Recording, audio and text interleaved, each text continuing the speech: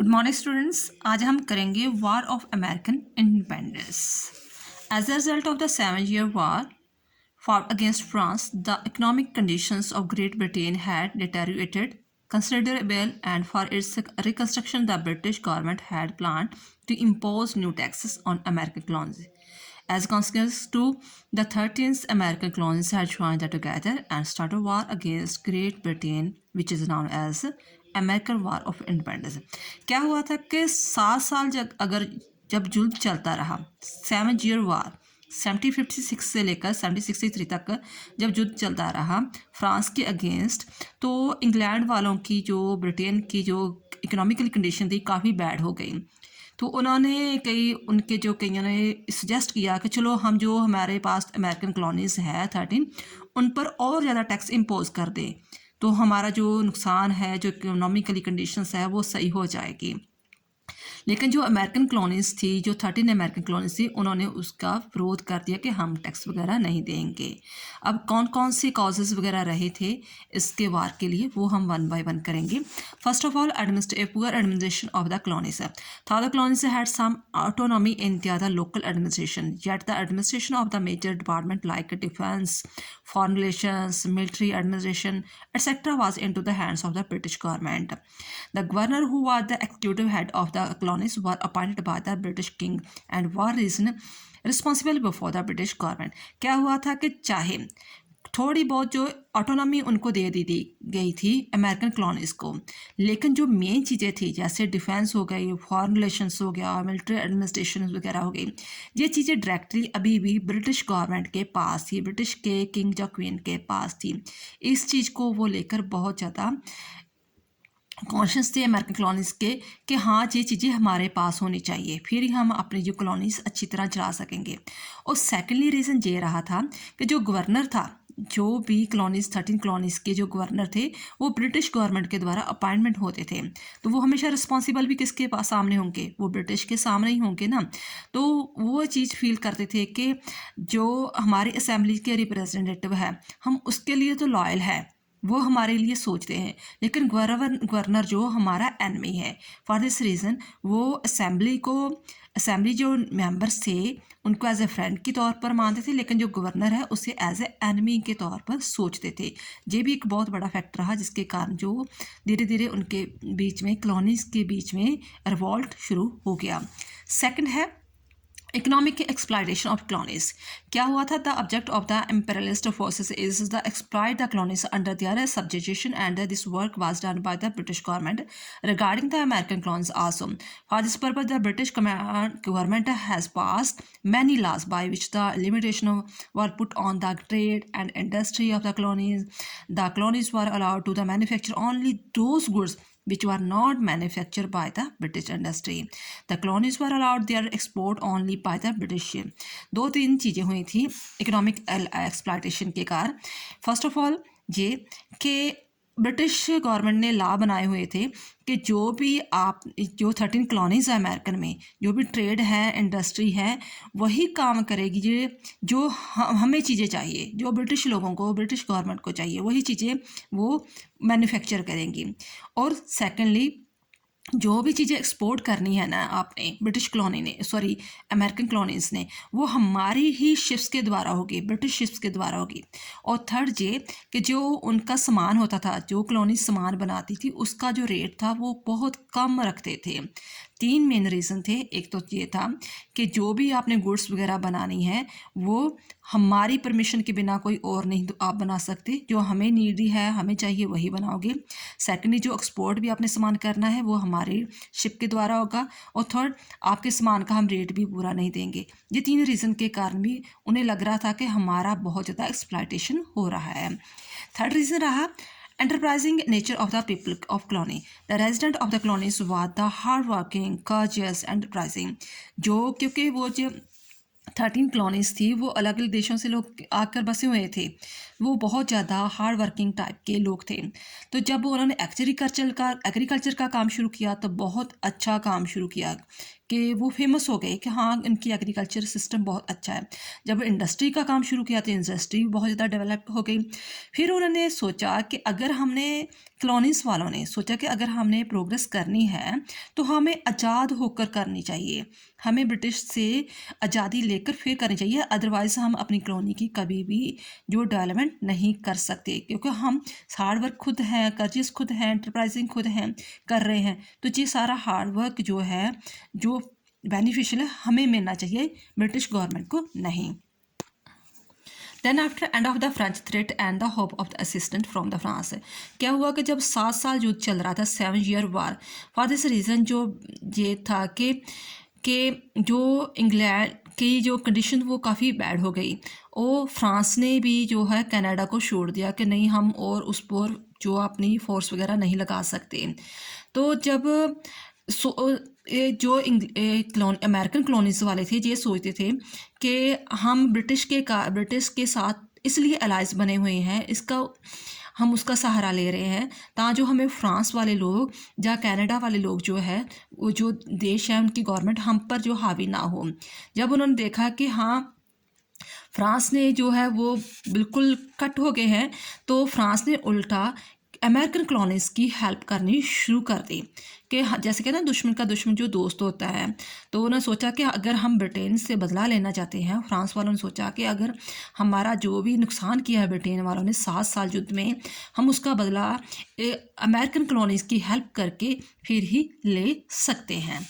Then after temperamental difference between the British and the residents of the colony, क्या था कि जो British के लोग थे वो थोड़े से कंजर्वेटिव टाइप के लोग थे, वो अपने ट्रेडिशन कस्टम्स को कभी भी नहीं छोड़ते थे। लेकिन जो अमेरिकन कॉलोनीज के लोग थे वो थोड़े कर्जिस टाइप के थे, वो हमेशा आज़ादी को पसंद करते थे, चेंजेबल थोड़ा होना चाहते थे। For this reason main reason यही भी रहा कि उनके जो स्वभाव थे वो मिलने रहे थे।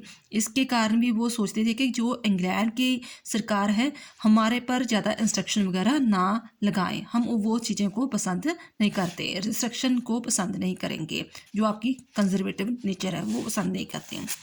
Then after prime minister Grenville policy towards the colonies, Robert Walpole the first prime minister of the great Britain, but उसने कोई भी कॉलोनीज की तरफ कोई इंटरेस्ट वगैरह नहीं लिया।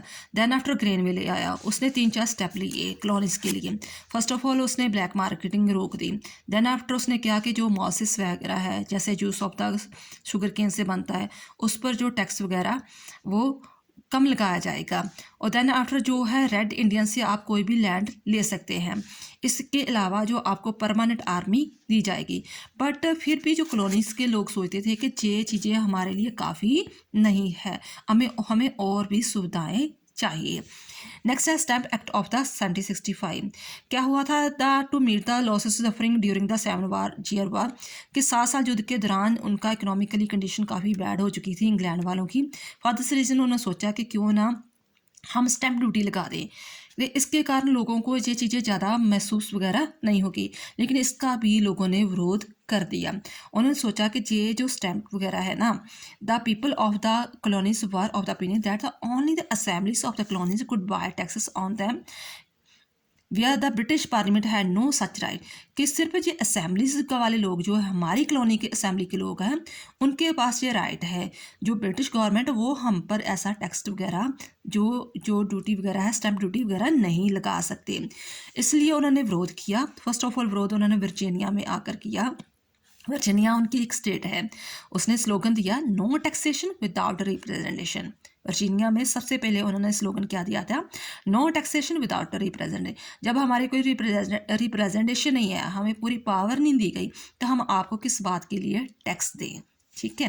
देन आफ्टर फिर रुके कि हम जो प्राइम मिनिस्टर आया उसने कहा कि जब काफ़ी लोग हमारा विरोध कर रहे हैं, तो उसने जो स्टैम्प ड्यूटी वाला एक्ट था ना उसे विदड्रू कर दिया और उसके स्थान पर कुछ और टैक्स वगैरह बना दिया, डिक्लेरेटरी एक्ट। बट इस चीज़ का इफेक्ट लोगों को बहुत पड़ा कि हमारे विरोध के कारण अगर ये टैक्स जो स्टैम्प ड्यूटी वापस ली जा सकती है, कि हम आज़ादी की तरफ एक हमने कदम बढ़ा दिया है, अब हम आज़ादी ले सकते हैं। उसमें सेल्फ कॉन्फिडेंस लोगों में, जो कॉलोनीज़ के लोग थे, 13 कॉलोनीज़ के लोग थे, उनमें सेल्फ कॉन्फिडेंस क्रिएट हो गया कि हम अब आज़ादी ले सकते हैं। देन आफ्टर आएगा Townshend duties and the Boston massacre. Massacre होता है जब खून खराबा हो बहुत ज़्यादा। 1763 में मिस्टर टाउनशेंड जो ब्रिटिश चांसलर ऑफ एक्सक्यूटर बने, उसने काफ़ी टैक्स लगा दिए, जैसे टी पर, ग्लास पर, रीड पर, white lead, paper and colours है। उन्हें लगा जो छोटे छोटे टैक्स हैं, लोग ऐसी चीज़ों को महसूस नहीं करेंगे, लेकिन इन चीज़ों का भी लोगों ने विरोध किया कि हम ये चीज़ों पर टैक्स वगैरह नहीं देंगे। इस तरह जब वो विरोध कर रहे थे तो देन आफ्टर जो ब्रिटिश जो प्राइम मिनिस्टर था, उसने कहा कि चलो उस पर फायरिंग करनी शुरू कर दो, जो प्रोटेस्टर है फायरिंग करनी शुरू कर दो। जब प्रोटेस्टर पर फायरिंग हुई तो इसी समय के दौरान जो 4 लोग थे, 4 प्रोटेस्टर थे, वो मारे गए। इस चीज़ का जो बैड इफेक्ट था बहुत ज़्यादा पड़ा कि इन्होंने जो है बिना हथियार के लोग थे, वो प्रोटेस्ट कर रहे थे, आपने उनको गोली मारकर उनको हमारा राइट को छीना है। तो इसे जो इस चीज़ का बहुत ज़्यादा वो और ये चीज़ बहुत ज़्यादा हाईलाइट हुई, और इससे बाद में जो the death of the protector was given the name of the Boston massacre, उसे उन्होंने बोस्टन मासैकर बोला। तो और भी देश की आज़ादी के लिए वो चल पड़े। नेक्स्ट है Lord North tea act and the Boston tea party. After taking over the British prime minister 1770, Lord North abolished the all tax. चलो बाद में एक जो नया प्रधान प्राइम मिनिस्टर आया था 1770 में, लॉर्ड नॉर्थ, उसने सारे जो टैक्स थे ना जे वाले सारे चलो ख़त्म कर दिए, ठीक है, सिर्फ किसी को छोड़कर, टी को छोड़कर। फिर उसने ईस्ट इंडिया कंपनी को ये पावर दे दी कि आप जैसे मर्जी से टी पर टैक्स वगैरह कलेक्ट कर सकते हैं। क्या हुआ देन आफ्टर, एक इंसिडेंट हुआ कि 1773 में 3 शिप्स जो थी वो बोस्टन पोर्ट में पहुंच रही थी। 3 जहाज़ जो थे पूरी तरह चाय उसमें बॉक्स लदे हुए थे और बोस्टन पोर्ट में पहुंच रहे थे। लेकिन जब वहाँ के जो थे कुली से कॉलोनीज़ के जो लोग थे, उन्होंने इनकार कर दिया कि हम टी बॉक्स वगैरह नहीं उठाएंगे, एज ए कुलीग के तौर पर काम नहीं करेंगे। उन्होंने जितने भी बॉक्स थे उस शिप में वो सारे उठाकर समुंदर में फेंक दिए। और जो ये इंसिडेंट हुआ, इसे उन्होंने लोगों ने बोस्टन टी पार्टी का नाम दिया। नतीजा क्या हुआ इसके चीज़ का कि जो बोस्टन पोर्ट वास जो क्लोज़ कर दिया, जो पोर्ट थी बंदरगाह थी उसे बंद कर दिया, उसके स्थान पर जो था कौन सा नया पोर्ट चलाया, स्लेम सी पोर्ट। और ये जो क्योंकि ये घटना कहाँ हुई थी, मैसाचुसेट्स कॉलोनी में हुई थी, ये भी एक स्टेट है अमेरिका की। तो उसे उन्होंने ख़त्म कर दिया कि ये मैसाचुसेट्स कॉलोनी अब कॉलोनी नहीं है, ये हमारे डायरेक्टली इंग्लैंड के अंडर है। तो अब ये आपने जो विरोध किया है, इंग्लैंड के लोगों का विरोध किया है, राजा का रानी का विरोध किया है, आप देशद्रोही हो, इसे ख़त्म कर दिया।